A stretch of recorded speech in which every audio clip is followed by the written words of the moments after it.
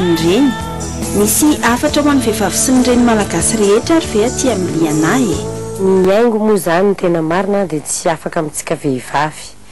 satria ny vehivavy jerijery vehivavy ny taratry ny rehetrarehetra na tsy tokantrano fotsiny fa rehefa mivoaka ny any an-dalana dia tsy maintsy vehivavy foana dikan'izany ny jejo zany dia tsy miala amin'ny olona rehetrarehetra indrindra vehivavy ny lehilahy raha misy jejo zara mba maniry mba te hijery jijejona lehilahy ndraitra dia ho an'ireny na dia efa misy arany zaza dia tsy atao tsy havitantsika mikarakara vatana mihitsy ny zaza donc zany tiako tenenina hoe vehivavy ianao dia atao zay ajejojejo anao ho anao sy ho an'olona mijery anao zay dia aro foana fandarana jijejo fa za zao misy olona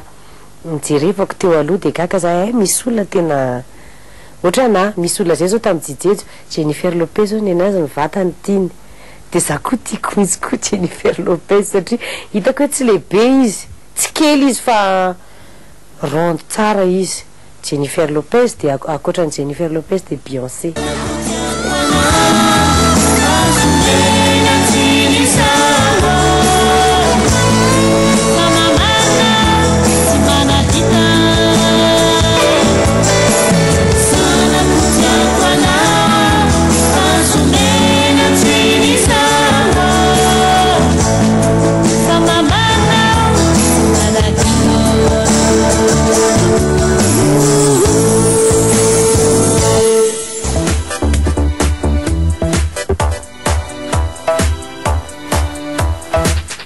etsy ampamaranana dia mbola miaraba manokana ny reny rehetra ary mirary fahasalamana ho azy ireo satria tsy mora ny adidy sy andraikitra sahan'ny reny mandritry ny andro anankiray fotsiny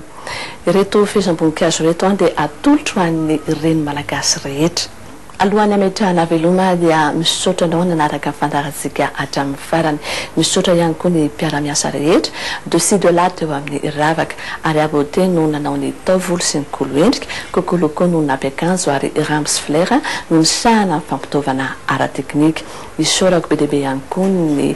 pralaminala amin'ny fandarana jijejo dia ny espace mianjaika sy ny profemina mametraka ny mandra-piona ho amin'ny manaraka indray veloma tompoko